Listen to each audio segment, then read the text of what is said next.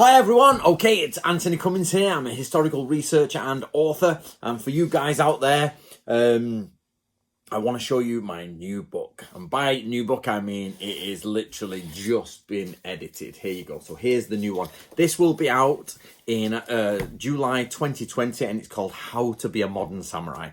So I'm going to put a picture up on the screen now if I can use my magical wizardry.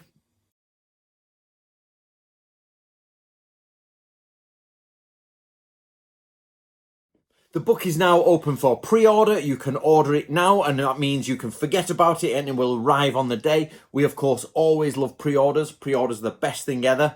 However, if you are watching this video after July 2020, you can go and find it, and it's on Amazon. That's probably the cheapest place you can get it, and it will be there. So why did I write this book? So first of all, I did another book called Modern Ninja Warfare. It is not the same type of book, totally different. How to Be a Modern Samurai and Modern Ninja Warfare are separate types of books. They're not a pair, they don't come together or anything like that. That is literally how to use modern special forces, or comparison with modern special forces and ancient ninjutsu. This is more of a psychological book, a how to live book, basically what can we gain from samurai ways. Like, you can't realistically do this unless you're going to be in the special forces. You're going to have to go murder people, decapitate people and all that. So we don't do those sort of things nowadays. So what exactly is this book? So basically, if you don't know me or you're unaware of who I am, I have travelled around Japan. I've put a team together, and we've got as much primary information on historical ninja and samurai as possible. So we've made sure that we can literally, we can find out what did the samurai actually say? What did the samurai actually do? How did they do it? And I've created lots of books on this. But what came about was, the question is, how do we use it today? How do you use it today? So, and I'll get to that in a minute. I'll get more to that. So let me tell you about this first. So the publisher came to me and they said, Anthony, we want you to do a book that's set not just for samurai nutters, basically, like these really into samurai. People on a broader scope who just think, like, I want to take the wisdom of a samurai and learn how to use it. So many people, I think, have tried this in the past, but I don't think it worked, or it didn't work, because it's more like, oh, noble samurai, grass plains, and like, you must have honor. It's just like, samurai didn't actually do that much of that. They're more murdering, killing, They did it's a long debate, and I'm not going to debate it here, but the point is like, it was too cliche. It was like, follow the ways of Bushido. So I didn't want to do that. So what I wanted to do is make sure I found what the historical samurai actually did, but then take out the bits that we can benefit from, genuinely benefit from, and then put them into a one cohesive book. It has been heavily edited. By that I mean I put down what I wanted to be in there, and they have placed it where they think it should go. They may have rechanged some things or made things more prominent, put things more in the background. The publishers basically said, let's look at the self-help audience, the mind, body, spirit audience, the power and leadership audience. Let's go through them and see how those books normally work. So that's what we've done. So what I'll do now is I'm just going to give you the actual chapter titles. So it's basically How to Be a Modern Samurai, 10 Steps to Gaining Your Samurai Power. Little bit cheesy, but that's the point. It's meant to stand on a shelf. It's not for you guys watching me straight away who are like, got all my books. So you guys out there who I know you're there, you've got all my books, you're well up on the ninja stuff. This book is definitely for you, but the title's not. The title's for the person walking down the street going, oh, How to Be a Modern Samurai, 10 Steps of Power, yes.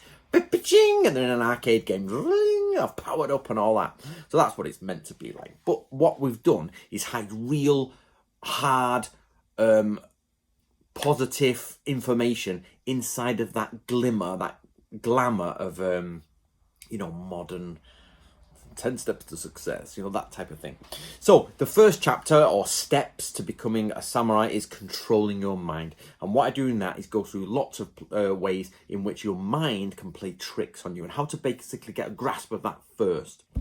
The next is step 2 is lead a samurai lifestyle. How to actually lead a samurai lifestyle. What can you do in your house? We've all seen it, or you should have seen it. My daisho are there. My family ancestry is upstairs, the kamidana. My family crest is there. Weapons above the door, bats and everything. My armor is upstairs. The door goes outwards in defense. There's plenty of ways this house is designed of samurai teachings. But that's not the only thing. There's lots and lots of it. So how to engage socially with the world. So that's step 3. So how do you go out there and where do you put your mind? How much speech do you use? How do you use that speech? What would samurai do to engage outside? Because when you're in your own house, you're okay. But you step outside that door and you're in enemy territory. Okay. How to build a fortress, again, back to the sort of house book. There, I've divided them into 2 separate ways. So how to lead a samurai lifestyle in general, and then your fortress here, including magical aspects. Then step 5 is follow a way. You got to find a way that you like. Some people love the sword, some people love archery, some people love spears, some people follow the brush. So what I do is I take you through the different ways you can follow the way, or the different ways you can engage with the dual concept of sword and the brush, i.e. military and intellectual pursuits. Number 6 is build an army. How to basically build followers and get yourself into an army, or be the leader of an army, or have followers and attach yourself to someone else. All the different ways in which you build a power base. Okay. Step 7 is understand the way of war. Samurai are warriors. They're warriors. That's what they do. They do war. So what I've done in this step is show you how you can start to rethink of war and the world around you. Number 8, step 8 is adopt the way of the ninja. Remember, shinobi is just a job inside of samurai military organization. So if you're going to follow the way of the samurai, you need to follow the way of the ninja, or it's not fully. That would be too much. That's where you start going into this realm of really getting a bit dirty and downright, even though you could do it for like a non-military-esque way.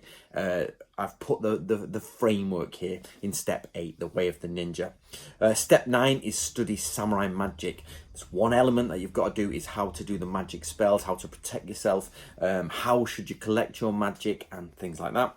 And step 10 is tread the spiritual path. Buddhism, Confucianism, Shinto, Taoism, all of that. That's basically pulled into that 10th step. And of course, we've got the conclusion, which is also the complete way of the samurai, which gives you everything in bullet points to be like, okay, I need that. So all the chapters, I've pulled them together and gone, all right, well, there's 1 grouping, there's 2 grouping, there's 3 grouping. So basically magic from your house, magic from when you walk in, magic. They're in different chapters, but I've put them here in one section. So that type of thing. So I've pulled it to make sure after you've read the book, you can go, okay, dum, dum, dum, dum, dum.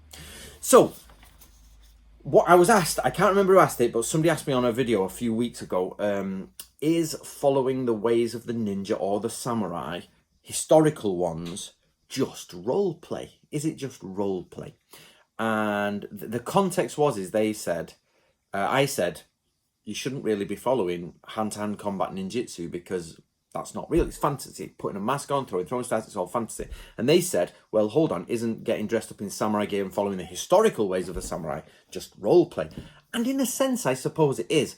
But my answer to that is, it's much better to role play and benefit from the historical samurai than to role play and fantasize and a grown man dressing up as a fantasy ninja, not at a Halloween party, and training every week, pretending he's a ninja, even though they know it's fantasy. And if you don't know it's fantasy, it is. So, you know what I mean? That you've got this idea of what should you do with it. So I always find this question a little bit annoying. Not that the gentleman is annoying, but the question itself is fundamentally flawed. Is because what should you do with your life? It's like, what should you do with life? So a guy goes out and he jumps around with a black mask on throwing shuriken. Is that, and it's pure fantasy, is that any worse than a guy taking cocaine? Cocaine and heroin and all that? Which is worse? So should you do fantasy ninja or heroin? So okay, we go fantasy ninja.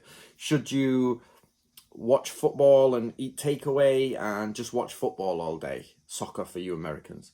And just get fat and scream at the telly. Or run around in black and throw shuriken. You know what I mean?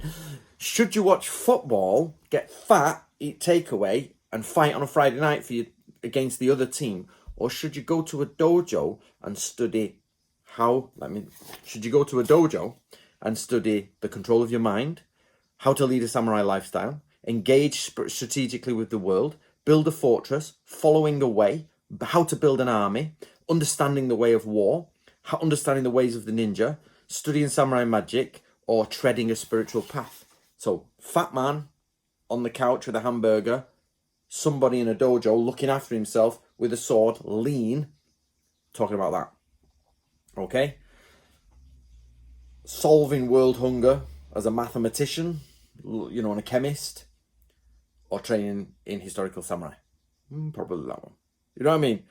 But if you're not solving world hunger and you're not out there doing charity work, then why not spend your evenings studying historical ways? You can call it whatever you want. Role play, LARPing, historical reenactment, living history, spiritual awareness, spiritual enlightenment, whatever you want to call it. It doesn't matter. The physical act is still there.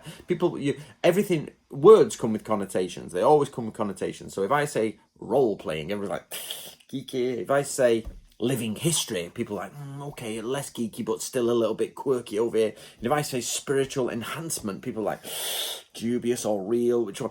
The point is, it's the same thing. Some people, a man, a woman, whatever, going on a Friday night or a Tuesday night or a Saturday morning or whatever with friends and studying the ways that I, Anthony Cummins, have provided for you, and you can study them and become a better person. And then you can go outside of what I've done and study more, or do fantasy ninja, or eat kebabs on a Sunday morning after a night out of drinking. Which do you want? Which do you want? You know what I mean? I've got friends that do all of that. So, and I tell you what is the best is you watch one of your friends who's gone through the system and they're like suddenly becoming modern samurai and modern shinobi. They're not actually samurai, that's a historical term. They're not actually shinobi. But you watch them and you're like, oh my God, that person has changed. Like hyper changed from here to there and totally changed. I've got a few examples. I've done it before, like Jodai's one and Jay Kane is one.